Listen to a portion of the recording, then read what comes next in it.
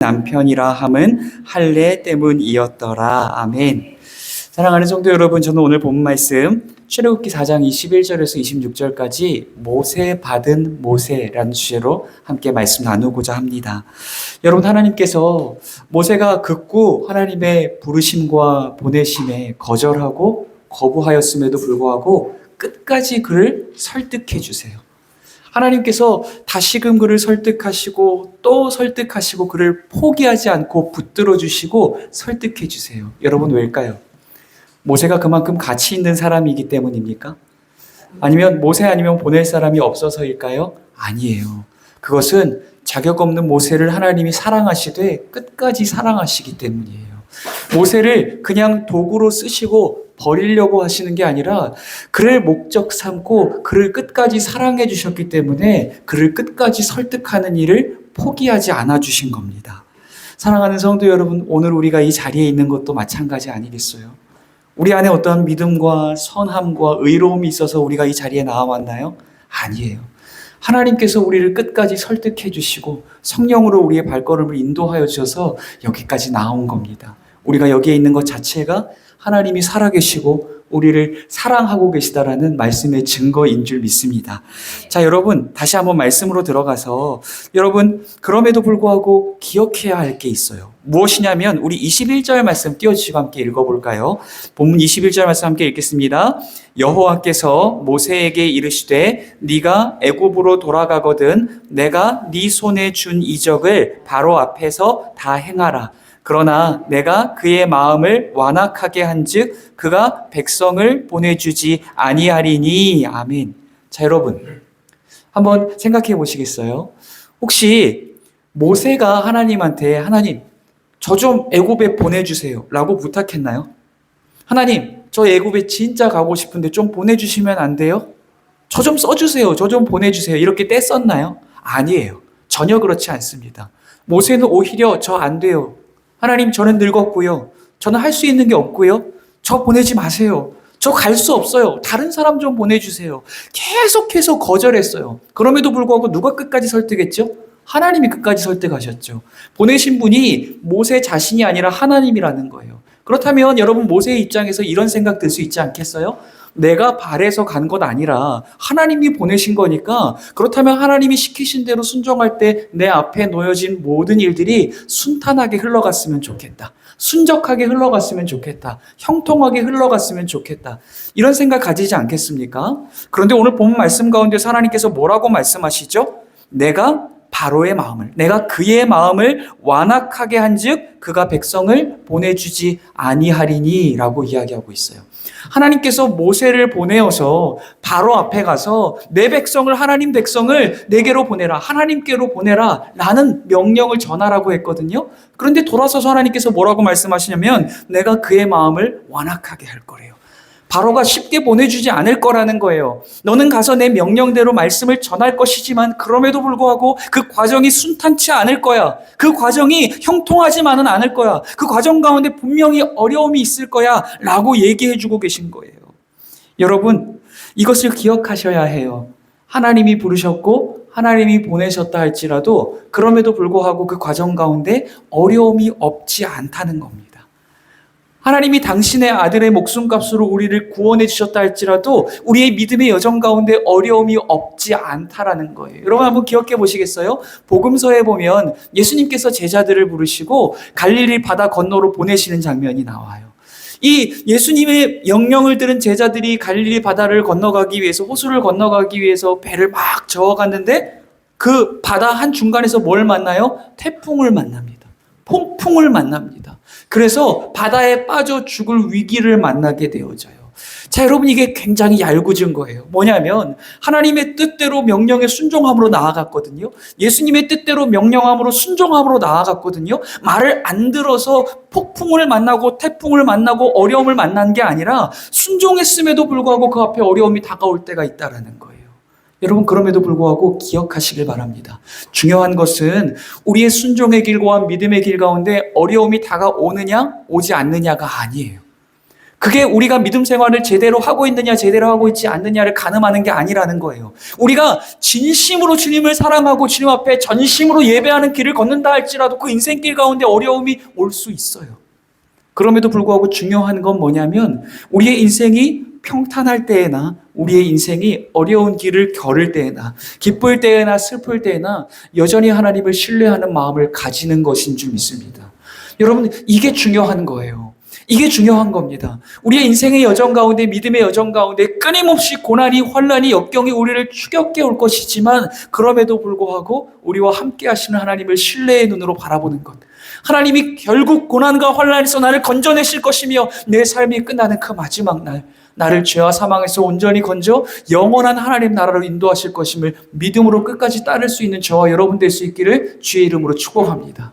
여러분, 우리의 눈앞에 놓여지는 성공이나 눈앞에 놓여지는 실패나 환경의 변화나 사람들의 변함 이런 것으로 여러분 마음 무너지지 마시길 바라요. 여러분, 우리의 소망은 이 땅에 있지 않고 상황에 있지 않고 사람에 있지 않습니다. 우리의 소망은 당신의 아들을 우리를 위하여 내어주셔서 우리를 죄와 사망에서 건지시고 영원한 하나님의 나라로 인도하시는 하나님께 있는 줄 믿습니다. 그러니 오직 믿음의 눈을 하나님께만 고정하고 여러분 하나님만을 신뢰하며 끝까지 따를 수 있는 저와 여러분 되시기를 주의 이름으로 축복합니다. 자, 여러분 다시 말씀으로 돌아와서 하나님께서 바로에게 가서 이 말을 전하라고 했어요. 어떤 말이냐면요. 22절, 23절 띄워주시고 함께 읽겠습니다. 시작. 너는 바로에게 이르기를 여호와의 말씀에 이스라엘은 내 아들 내 장자라. 내가 네게 이르기를 내 아들을 보내주어 나를 섬기게 하라 하여도 네가 보내주기를 거절하니 네 장자를 죽이리라 하셨다 하라 하시니라. 아멘. 여러분, 바로에게 이스라엘을 보내어서 하나님을 섬기게 하라라는 말을 전하게 하라는 거예요. 여기서 섬기다, 하나님을 섬기게 하라라고 할 때 이 섬기다라는 단어가요. 제가 예전에도 설명드린 적 있습니다만 히브리어로 에베드라고 하는 단어예요. 그런데 이 에베드라고 하는 단어는 섬기다의 의미뿐만 아니라 예배하다의 의미가 있어요. 여러분 기억하셔야 할 게 있어요. 하나님께서 이스라엘을 구원하신 이유가 뭘까요? 하나님께서 이스라엘을 구원하신 이유가 이전에 이스라엘이 바로의 종이 되어서 노역을 하고 고통스러운 삶을 살아갔잖아요. 그러니 너희가 이전까지는 고통스러운 삶 살아갔으니 이제 내가 고통 없는 삶을 살게 해줄게. 여러분 이것을 위해서 하나님께서 구원해 주신 걸까요? 이전에는 너희가 고된 노동의 삶을 살아왔으니 이제는 일하지 않고 먹고 살 수 있는 그러한 삶을 살게 해줄게. 이것을 위해서 부르신 걸까요? 아니에요. 왜 부르셨는지 오늘 본 말씀 가운데서 뭐라고 얘기하냐면 하나님을 섬기게 하라. 하나님을 섬기다의 단어가 에베드라는 단어가 예배하다의 의미가 있어요. 여러분 기억하시길 바랍니다. 하나님이 이스라엘 백성을 구원하신 목적이 뭐예요? 하나님을 예배하게 하시기 위함이라는 거예요. 여러분 하나님께서 오늘 우리를 구원하신 목적이 뭘까요? 우리의 삶의 고통의 문제들을 해결해 주시기 위함입니까? 우리가 그토록 바라고 원하고 꿈꾸던 우리의 꿈을 이루어주기 위해서 하나님께서 우리를 구원해 주신 거예요? 아닙니다. 그게 아니에요. 하나님이 우리를 구원해 주신 목적은 일평생 여호와 하나님만을 예배하는 삶을 살아가게 하시기 위함인 줄 믿습니다. 여러분 왠 줄 아세요? 왜냐하면 우리가 영원한 하나님 나라에 들어가서 영원의 시간 동안 지속해야 할 일이 뭔지 아세요? 예배인 거예요. 예배는요, 이 형식 안에 갇혀 있는 게 아니에요. 예배는 우리가 부모님과 자녀들이 사랑으로 만나서 교제하듯이 우리가 에덴 동산 안에서 아담과 하와가 하나님과 그렇게 동산을 같이 거닐듯이 하나님을 만나고 하나님과 이야기를 나누고 하나님과 교제하는 거예요. 그게 예배예요. 왜 이 땅 가운데서 예배를 포기하지 말아야 하는 줄 아십니까? 여러분, 영원한 하나님 나라에서 우리가 영원토록 해야 할 일이 예배이기 때문이에요. 이 땅 가운데서 우리가 드리는 예배는 뭐냐면 하나님의 나라를 준비해가고 있는 시간인 거예요. 사랑하는 성도 여러분, 여러분은 지금 뭘 하고 계신 거냐면 하나님 나라를 준비하고 계신 줄 믿습니다.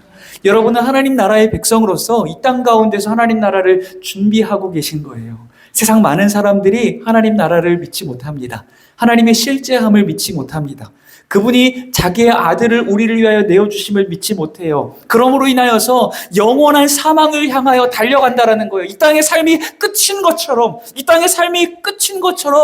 마치 이 땅 가운데에서 영원한 삶을 소망하며 이 땅에서 희생과 섬김의 예배의 삶을 살아가는 것이 미련한 일처럼 생각하면서 살아간다라는 거예요. 여러분, 그럼에도 불구하고 우리는 분명히 알고 있습니다. 하나님이 살아계시다는 사실을요. 하나님이 오늘도 내 삶 가운데 주인 되어주시고 나를 고난과 환난과 역경에서 건져 의와 평강의 길을 계속해서 걸어가게 하신다는 걸요. 여러분, 이 자리에 있는 여러분 한 사람 한 사람이 이미 하나님 살아계심의 증거인 줄 믿습니다. 여러분, 기억하십시오. 하나님이 우리를 부르신 목적, 우리를 구원하신 목적은 예배입니다. 일평생 예배의 자리를 벗어나지 않는 저와 여러분 되시기를 주의 이름으로 축복합니다. 여러분, 또한 하나님께서, 저는 이 장면이 너무 감동적이에요. 하나님께서 이스라엘을 보내라 라고 말씀하신 이유 가운데 하나가 무엇이냐면, 이스라엘을 오늘 본문 말씀 가운데서 뭐라고 부르는지 아세요? 뭐라고 부르냐면 내 아들, 내 장자다 라고 부르세요. 하나님께서 이스라엘을 이렇게 부르시는 거예요. 내 아들, 내 장자다. 천지를 지으신 하나님께서 하나님을 버리고 자기가 하나님 되기 위하여 이 죄악과 사망의 길을 걷고 있는 인생들 가운데 얼마를 선택하여서 자기의 자녀를 삼아주시고 자기가 그 인간들의 하나님이 되어주시고 아버지가 되어주시기로 결단하신 거예요. 그러므로 말미암아 그들을 뭐라고 부르세요? 내 아들, 내 장자다라고 말씀하시는 거예요. 여러분, 하나님은요, 이스라엘을 선택하여서 하나님을 위해 일 시켜 먹으라고 부르신 거 아니에요. 그렇지 않습니다. 이 땅에 어떠한 교회들 가면 일을 그렇게 시킵니다. 일이 끝나면 또 다른 일과 또 다른 일과 또 다른 일을 시켜요. 마치 일을 하면 그것이 믿음 있는 것이고 일하지 않으면 믿음이 없는 것처럼 자꾸 그렇게 가스라이팅을 하고 믿음을 변질시켜 나가더라는 거예요. 여러분, 아닙니다. 정말 중요한 것은 일이 아니라 예배라는 거예요. 하나님께서 당신의 자녀로 삼아주신 이유는, 여러분 집에서 뭐 하세요? 집에서 일하십니까?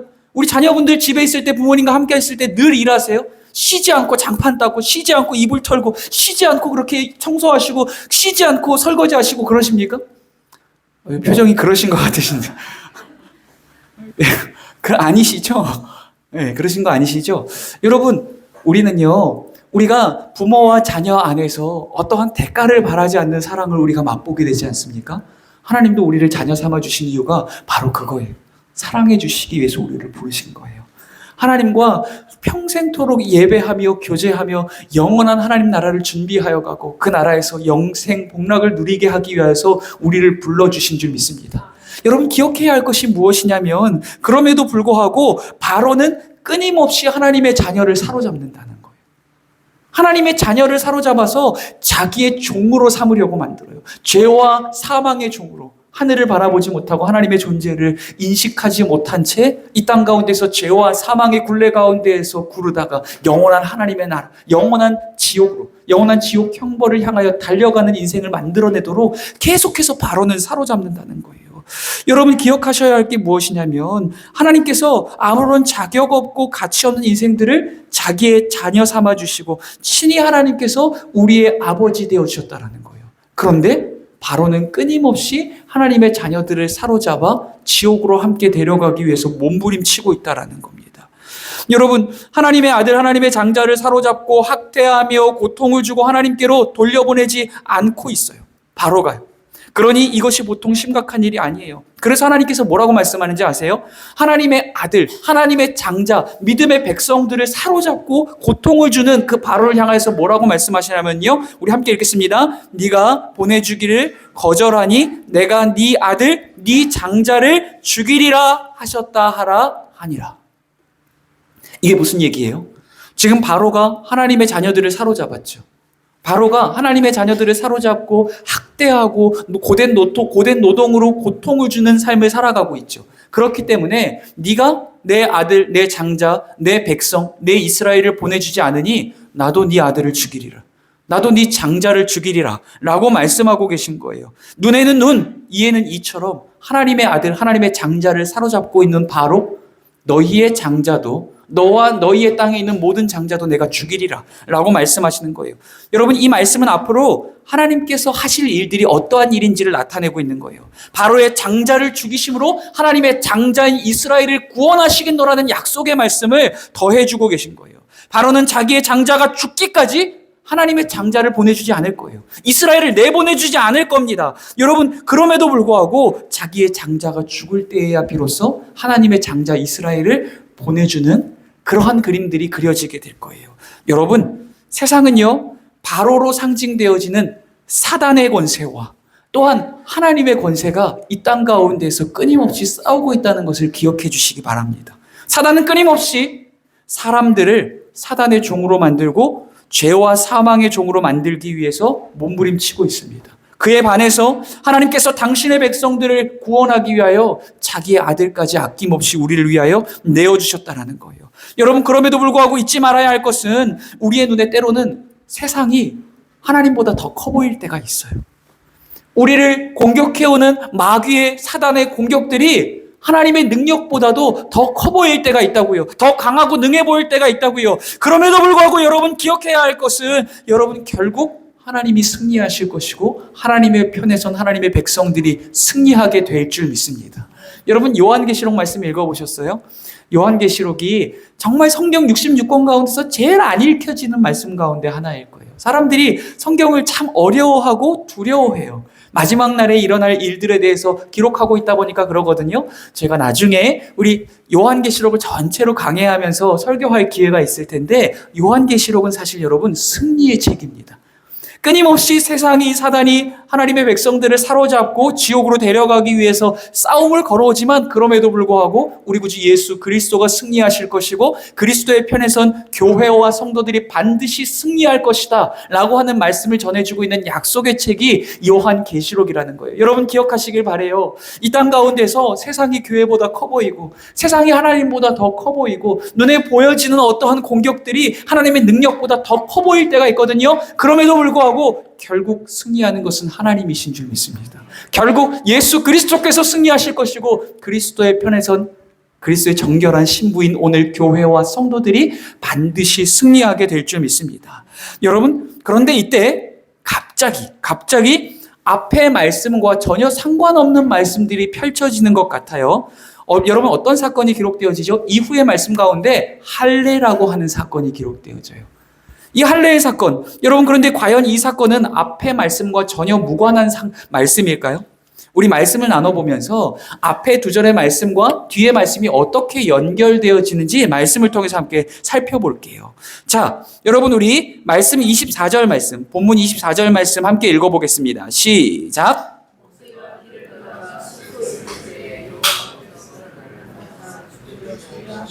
아멘. 여러분 우리는 지금까지 바로의 장자를 죽이는 이야기를 나누었어요. 바로의 장자가 죽어야만 하나님의 백성들이 풀려날 것이다. 구원받을 것이다. 라는 이야기를 함께 나누었습니다. 그런데 갑자기 하나님께서 지금 누구를 죽이겠다라고 하세요? 모세를 죽이겠다고 하세요. 여러분 지금 이게 이해가 되십니까? 아니 지금 얼마 전에 하나님께서 모세를 찾아오셔서 저 안 갈래요. 저 못 갈래요 하는 모세를 찾아오셔서 모세야 네가 바로에게 가라. 네가 가야지 내 백성을 구원할 수 있다 라고 계속해서 보냈다고요. 그러니까 모세가 가고 싶어서 안달난 사람이 아니었고 하나님께서 모세를 계속해서 등 떠밀어서 보내셨다니까요. 그런데 이해할 수 없는 건 뭐냐면 지금 모세가 억지로 갈게요 라고 이야기하고 아직 바로 앞에 서지도 않았어요. 지금 가는 길이에요. 하루길쯤 걸었을까요? 지금 가는 길이에요. 가는 길 도중에 하나님께서 찾아오셔서 뭘 하려고 하신다고요? 모세를 죽이려고 하신다고요. 이해가 되십니까? 어제는 일을 맡기고 오늘은 죽이려 하시는 하나님이 이해가 되세요? 여러분 왜일까요? 아니 하나님께서 왜 모세를 죽이실까요? 죽이려면 바로를 죽이셔야죠. 왜 모세를 죽이시려는 걸까요? 그 이유가 오늘 앞에 나누었던 말씀들과 연결되어져요. 어떻게 연결되어지는지 함께 말씀을 통해서 찾아볼게요. 자, 여러분 25절과 26절 말씀 함께 읽어볼게요. 본문 25절과 26절 말씀 함께 읽겠습니다. 시작! 십보라가 돌칼을 가져다가 그의 아들의 포피를 베어 그의 발에 갖다 대며 이르되 당신은 참으로 내게 피남편이로다 하니 여호와께서 그를 놓아주시니라. 그때에 십보라가 피남편이라 함은 할례 때문이었더라. 아멘. 자, 여러분 여기서 지금 모세의 아내 십보라가 등장합니다. 십보라가 갑자기 돌칼을 가져다가 하나님께서 모세를 죽이려 하시자 십자가가 모세를 구원하기 위해서 모세를 살리기 위해서 어떤 일을 하냐면 갑자기 돌칼을 가져다가 그의 아들의 포피를 베었대요. 참 이런 할례 얘기할 때마다 뭐라고 설명해야 될까 참 난감한데요. 자, 여러분 우리 남성분들은 좀 이렇게 대부분 아실 텐데 포경수술 아시죠? 이 남자의 생식기 끝에 살을 이렇게 잘라내는 것을 의미합니다. 여러분, 이 행위만을 놓고 보자면은 그것과 유사해요. 남자의 생식기 끝에 있는 표피의 살을 끊어내는 거예요. 그것을 할례의 행위예요. 그런데 의미는 전혀 달라요. 의미는 전혀 달라요. 이 생식기 끝에 살을 잘라내는 것을 통해서 하나님께서 이스라엘 백성들에게 그 할례를 행하라 하신 이유는 무엇이냐면 그 고통스러운 과정들을 통해서, 그리고 자기의 몸에 새겨진 그 할례의 흔적이 있잖아요. 그것을 통하여서 평생토록 영원토록 하나님의 언약을 기억하게 하시기 위해서 할례를 행하라고 하신 거예요.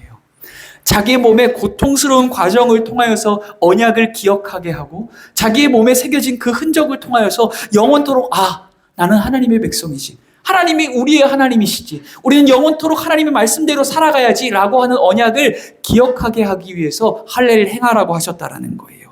자, 여러분, 그런데 문제는 뭐예요? 오늘 본문에 등장하는 모세가 아들에게 할례를 행하지 않았다라는 거예요. 여러분, 그러면 할례 행하지 않는다고 이게 죽일 일인가요? 하나님이 직접 찾아오셔서, 어제는 일을 맡기셨던 하나님께서 오늘은 찾아오셔서 모세를 죽일 일입니까? 이게 진짜로 죽일 일이에요? 여러분, 그런지 아닌지 우리 창세기 17장 14절 말씀, 하나님께서 아브라함에게 이 할례에 대해서 어떻게 명령하셨는지 함께 찾아봅시다. 함께 읽겠습니다. 시작. 할례를 받지 아니한 남자 곧 그 포피를 베지 아니한 자는 백성 중에서 끊어지리니 그가 내 언약을 배반하였음이니라. 아멘. 여러분, 하나님께서 아브라함에게 너에게 속한 모든 자들, 너의 자녀뿐 아니라 너의 집에 속한 모든 자들에게 할례를 행하라. 이것을 행하지 않는 자들은 끊어지리라 라고 말씀하세요. 왜요? 그것을 행하지 않는 것은 하나님의 언약에 배반하는 행위이기 때문이에요. 그들의 하나님이 되어주시고 그들을 당신의 백성 삼아주시고 영원한 하나님 나라로 인도해 주시겠다라고 말씀하신 그 하나님의 언약에 배반하는 행위이기 때문이에요. 모세가 왜 율법을 행하지 않았을까요? 모세가 왜 할례를 행하지 않았을까요? 아마 학자들은 아마도 이 모세의 아내가 미디안 사람이었잖아요. 이방인이었잖아요. 그래서 이 미디안 사람들의 문화를 존중하는 마음으로, 한번 생각해 보세요. 생각하면 좀 이상할까요? 돌칼을 가져다가 그렇게 한다라는 게 과연 쉬운 일일까요? 저도 어렸을 때 한번 해봤는데요. 정말 쉽지 않아요. 정말 쉽지 않습니다. 그런데 이걸 한번 상상해서 돌칼로 가져다가 찧어서 정말 죽음과 같은 고통의 시간이 더해질 거라고 저는 의심하지 않습니다. 여러분, 아마도 아내를 배려하는 마음으로 미디안의 문화를 인정해주고 배려하는 마음으로 율법을 행하지 않았던 것 같아요. 그런데 그 결과가 모세의 목숨을 위협하는 결과로 다가오게 됐다는 거예요. 그래서 그러므로 하나님께서 아브라함에게 약속하신 대로 그를 끊어버리시려고 지금 모세를 찾아오시고 모세를 죽이시려는 모습을 말씀 가운데 보이고 계신 거예요. 그런데 여러분, 어떤 한 사람의 한 행동으로 말미암아 죽어 마땅한 이 모세가 구원을 받게 됩니다. 여러분, 그가 누구죠? 바로 모세의 아내인 십보라예요. 십보라가 자기의 아들 게르솜에게 할례를 행하고 그 포피를 그의 발에, 이 본문은요, 정말 사실은 해석하기 어려워요. 제가 히브리어 본문을 갖다 놓고 봐도 왜 어렵냐면 그의라는 표현들이 나오거든요. 그가 누구냐고요. 아니, 그가 누군지, 옆집 아저씨인지 뒷집 아저씨인지 누가 알 거예요. 모세인지 모세 아들인지 누가 알 거냐고요. 그런데 그럼에도 불구하고 제가 쉽게 포장해서 쉽게 정리해서 한번 말씀을 드려볼게요. 자, 여러분, 지금 오늘 본문 말씀 가운데 보면 중요한 것은 뭐냐면 이 모세의 아내 십보라의 어떤 행위로 인하여서 모세가 구원받았다라는 거예요. 여러분, 이전에도 모세가 이런 적이 있었어요. 모세가 이 나일 강가에 테바, 이 갈대 상자에 담겨서 띄워졌을 때 한 여인으로 인하여서 구원받았습니다. 그가 누구죠? 애굽의 공주였어요. 애굽의 공주로 인하여서 물에서 건져졌어요. 모세의 이름이 왜 모세죠?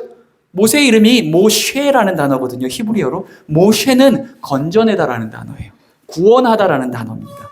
여러분, 지금 모세가 나일강에서 구원받았던 모세가 지금 다시 이 십보라로 인하여서 구원받고 모세받고 있는 장면이 본문 말씀 가운데에서 기록되어지고 있어요. 그리고 십보라가 모세에게 뭐라고 이야기해요? 이 아들의 포피를 이 모세의 발에다가 갖다 대면서 뭐라고 이야기합니까? 당신은 참으로 나의 피난편이로다 라고 이야기를 해요. 여러분, 이게 무슨 의미일까요? 이게 정말로 어려운 의미입니다만 간단하게 정리를 해보자면, 여러분, 십보라가 아들의 피 묻은 이 포피, 피 묻은 포피예요. 지금 돌칼로 잘라냈으니 피가 뚝뚝 떨어지고 있는 포피입니다. 그것을 이 모세의 발에다가 갖다 대어서 그러므로 말미암아 하나님께 죽임받아 마땅했던 모세가 구원을 받았어요. 그래서 아마도 모세가 할례의 피, 이 아들의 할례의 피로 말미암아 구원을 받았으니, 그랬으니 당신은 피로 구원받은 나의 남편입니다 라는 뜻으로 당신은 참으로 나의 피남편이로다 라고 이야기한 것 같아요. 다시 한번 설명을 드릴게요. 이 모세가 어떻게 구원받았다고요? 자기의 아내가 아들의 포피를 잘라서 피가 뚝뚝 떨어지는 그 포피를 이 모세의 발에 갖다 댐으로 말미암아 아들의 할례의 피, 아들의 언약의 피로 말미암아 구원을 받았으니 그래서 당신은 참으로 나의 피남편이로다 라고 이야기를 하고 있는 거예요. 여러분, 그렇다면 이제 한번 퍼즐 조각을 다 맞춰볼게요. 우리 앞에 있었던 하나님께서 이 바로가 하나님의 장자를 보내주지 않으므로 바로의 장자를 죽이겠다라고 말씀하신 사건과, 그리고 여기서 도대체 하나님은 왜 갑자기 모세를 죽이려고 하시고 모세가 구원받는 사건이 갑자기 나타나고 있는 이유가 무엇인가? 이 두 가지의 본문이 어떻게 연결되는지 한번 정리를 한번 해보겠습니다. 자, 여러분, 먼저 22절에서 23절까지 말씀에서는 하나님의 장자 이스라엘을 구원하기 위해서 애굽의 장자를 죽이시겠다라는 말씀을 하나님께서 하셨어요. 여러분, 이것은 곧 하나님께서 이스라엘 가운데에, 아니 애굽 가운데에 내리신 10번째 재앙을 의미하고 있는 거예요. 10번째 재앙이 뭐죠? 장자의 죽음입니다. 장자의 죽음. 애굽의 장자의 죽음과 유월절 사건을 하나님께서 말씀하고 계신 거예요. 하나님께서 경고하셨던 대로 바로가 하나님의 장자를 끝까지 보내주지 않아요. 끝까지 놓아주지 않아요. 하나님이 이스라엘을 끝까지 포기하지 않고 놓아주지 않는다라는 거예요. 하나님께서 바로의 장자뿐 아니라 그러므로 인하여서 애굽 땅에 있는 모든 장자를 죽이기로 결심하십니다. 그런데 문제가 있어요. 뭐죠? 애굽 땅에는 누가 살고 있어요? 이스라엘이 살고 있다라는 거예요. 애굽의 종이 되어서 노예로 고통받고 살아가고 있던 이스라엘도 애굽 땅 가운데 있다는 거예요.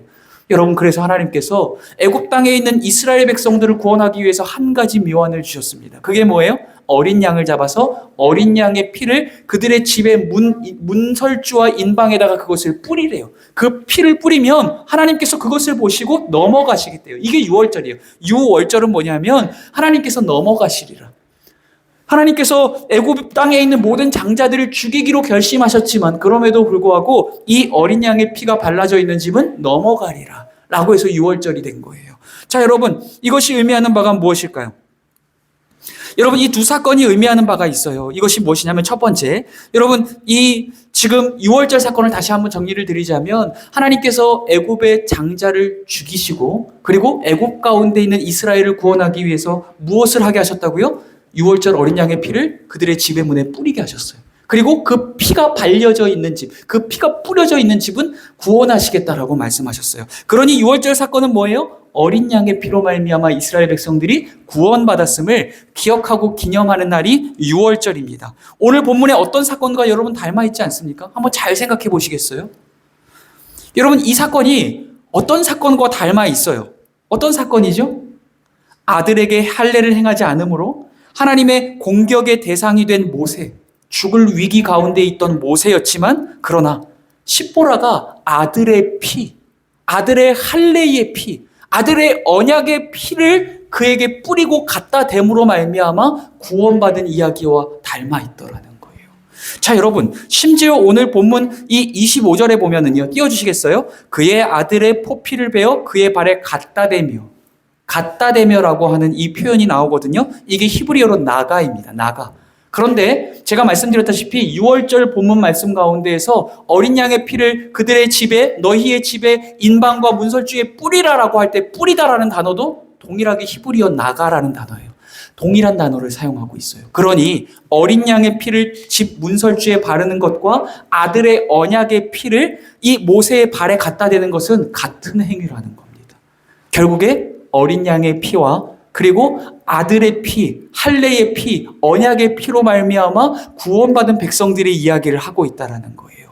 사랑하는 성도 여러분, 이스라엘 백성들은 어린 양의 피로 구원받은 백성들이고 모세는 아들의 할례의 피, 아들의 언약의 피로 구원을 받은 피남편입니다. 그런데 여러분, 6월절 어린 양의 피도 아들의 언약의 피도 결국에는 한 가지를 예표하고 있습니다. 여러분, 그것이 뭘까요? 그것은 잘 아시다시피 하나님의 아들이시자 하나님의 어린 양이신 예수 그리스도, 그분이 우리를 위하여 십자가 위에 죽으시고 다시 사심으로 말미암아 우리의 모든 죄를 사하여 주시고 우리를 구원해 주신 사건을 예표하는 것인 줄 믿습니다. 사랑하는 성도 여러분, 기억하십시오. 죄와 사망 가운데 태어나고 살아가고 죽어갈 수밖에 없는 모든 인생들이었지만 오늘 본 말씀 가운데 이야기하듯이 아들의 언약의 피, 아들의 할례의 피로 말미암아 구원받은 모세, 6월절 어린 양의 피로 말미암아 구원받은 이스라엘과 마찬가지로 하나님의 아들, 하나님의 어린 양 예수 그리스도께서 우리를 사랑하심으로 우리를 대신하여 십자가 위에 죽어주시고 그 모든 물과 피를 흘려주셨기에 그 피로 뿌림을 받은 우리들은 예수 그리스도 안에서 죄와 사망에서 건져져 구원을 받고 영생을 얻고 영원한 하나님 나라를 약속받게 된 줄 믿습니다. 사랑하는 성도 여러분, 오늘 본문 말씀은 우리에게 이것을 이야기하고 있어요. 무엇을 이야기하고 있어요? 여러분, 오늘 본문 말씀이 비단 모세를 구원한 아내의 은혜와 아내의 덕을 기리기 위해서 말씀이 기록되어졌나요? 아닙니다. 그것이 아니라 우리를 아내 삼아주시고 우리의 신랑이 되어주셔서 당신의 피로 우리를 구원해 주신 분, 세상 마지막 날에 이 땅 가운데 다시 오셔서 우리를 당신의 신부 삼아주시고 우리의 손 붙들고 영원한 하나님 나라로 인도해 주신다 약속하신 분, 바로 예수 그리스도의 구원을 예표하는 여러분 말씀인 줄 믿습니다. 사랑하는 성도 여러분, 우리의 소망은 어디에 있습니까? 오늘 여러분은 무엇을 소망 삼고 살아가고 계시죠? 돈입니까? 명예입니까? 권력입니까? 세상에서의 성공이에요? 자녀들의 성공입니까? 여러분, 무엇이 여러분의 꿈이고 무엇이 여러분의 소망이십니까? 간절히 바라고 소망하기는 우리의 유일한 소망이 우리를 죄와 사망에서 건지실 예수 그리스도만 삼을 수 있기를 간절히 소원합니다. 예수 그리스도만을 믿고 바라고 의지하며 소망 삼고 그 피로 뿌림을 받아 구원의 길을 끝까지 걸어내실 수 있는 저와 여러분이 될 수 있기를 주의 이름으로 축복합니다. 기도하고 찬양하겠습니다.